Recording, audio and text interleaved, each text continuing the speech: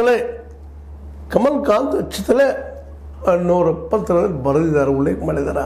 ಇದು ಕಾಂಗ್ರೆಸ್ ಕಾರಣ ಅಲ್ಲ, ಕಾಂಗ್ರೆಸ್ ಹಂಗಂತೇಳಿ ಕಾಂಗ್ರೆಸ್ ಅದು ಒಪ್ತದಂತಲ್ಲ, ಅದನ್ನು ಸೋರಿ ಕಾರಣ ಅಲ್ಲ. ಒಂದು ವೇಳೆ ನಮ್ಮ ಅಂಬೇಡ್ಕರ್ ಅವರನ್ನು ಮನಸ್ಸು ಮಾಡಿದ್ರೆ ಅವರು ಅವತ್ತು ಈ ಒಂದು ಕರಡುತ್ತಿದ್ದು ಸಂವಿಧಾನ ಕರಡುತ್ತಿದ್ದು ಅಧ್ಯಕ್ಷರು ಮಾಡ್ತಾ ಇರಲಿಲ್ಲ. ಜೊತೆಗೆ ಅವರು ಕಾನೂನು ಮಿನಿಸ್ಟ್ರು ಅವ್ರು ಮಾಡಿದ್ರು, ನೆಹರು ಅವರು ಮೆರಿಟ್ ನೋಡಿ ಅಂತೇಳಿ ಅಂದಾಗ ಅಂಬೇಡ್ಕರ್ ಅವ್ರಿಗೆ ಒಂದು ಸಂವಿಧಾನ ರಚನೆ ಮಾಡೋದಕ್ಕೆ ಅಂಬೇಡ್ಕರ್ ಅವರು ನೆರವಾಗಿದ್ದೇನೆ ಸುಳ್ಳಲ್ಲ, ಇತಿಹಾಸದಲ್ಲಿ ಅವರಿಂದ ಬರೆಸಿದ್ದೀನಿ ಸುಳ್ಳಲ್ಲ. ಅವ್ರಿಗೆ ನಮ್ಮ ಗಾಂಧೀಜಿ ಅವರು ಸಜೆಷನ್ ಕೊಟ್ಟಿದ್ರು. ಆಮೇಲೆ ಬೇರೆ ಮೂಲತಃ ನೆಹರೂರವರು ಸಹಿತ ಅಮೇರಿಕೆ ಒಬ್ಬ ತಜ್ಞರಿಂದ ನಮ್ಮ ಕಾನ್ಸ್ಟಿಟ್ಯೂಷನ್ ಬರೆಸಬೇಕು ಅನ್ನೋ ತಲೆ ಇದ್ದಾಗ ಗಾಂಧೀಜಿ ಅವರು ಇಲ್ಲ, ನಮ್ಮಲ್ಲಿದ್ದಂಥ ನಮ್ಮ ಅಂಬೇಡ್ಕರ್ ಅವರಿಂದ ಮಾಡಿಸ್ರಿ ಬಾಬಾ ಸಾಹೇಬ್ರು ಅಂತ ಅನ್ನೋಂಥ ಸಲಹೆಯನ್ನು ಕೊಟ್ಟಿದ್ದಕ್ಕಾಗಿ ಅವ್ರು ಇವನು ತೊಗೊಂಡು ಮಾಡಿದ್ರು ಅನ್ನೋ ಸಹಿತ ಇತಿಹಾಸ ಪುಟಗಳು ದಾಖಲಾಗಿದ್ದಾವೆ.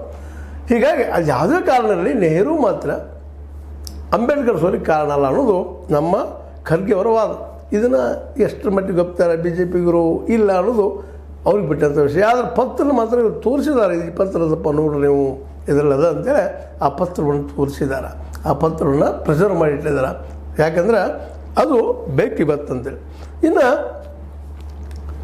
ಈ ನಮ್ಮ ಅಂಬೇಡ್ಕರ್ ಅವರ ಬದಲಾಗಿ ಇವತ್ತು ಈ ಎಲ್ಲ ವಾದಗಳನ್ನು ನಮ್ಮ ಹೌದು ಅಲ್ಲ ಅನ್ನೋದು ಯಾಕಪ್ಪ ಅಂತಂದ್ರೆ ಇವತ್ತು ಇಡೀ ದೇಶಕ್ಕೆ ಗೊತ್ತಾಗಿದೆ. ಅವತ್ತು ನಿಧಾನಕ್ಕೆ ಗೊತ್ತಾಗಿತ್ತು. ಆಮತ್ತು ಬೇರೆ ಇಲ್ಲಿಯ ದಲಿತರು, ಇಲ್ಲಿಯ ಆದಿವಾಸಿಗಳು, ಇಲ್ಲಿಯ ಅದರ್ಸ್ ಅಂದರೆ ಒ ಬಿ ಸಿ ಅವರು ಕೂಡಿದ್ರೆ, ಜೊತೆಗೆ ಮುಸ್ಲಿಮ್ಸ್ ಅವ್ರ ಜೊತೆಗೆ ಕೂಡಿದ್ರೆ ಈ ದೇಶದ ಅಧಿಕಾರವನ್ನು ಇನ್ನು ಮುಂದಿನ ದಿನದಲ್ಲಿ ಯಾವುದೇ ಒಂದು ನಾವೇನು ಸವರ್ಣ ಇರ್ತಾರಲ್ಲ ಅವ್ರಿಗೆ ಅಧಿಕಾರ ಸಿಗಲಿಕ್ಕೆ ಸಾಧ್ಯ ಇಲ್ಲ ಅನ್ನುವಂಥದ್ದು ಇವತ್ತು ಪ್ರತಿಯೊಬ್ಬ ರಾಜಕಾರಣಿಗೆ ಮನವರಿಕೆ ಆಗಿದೆ.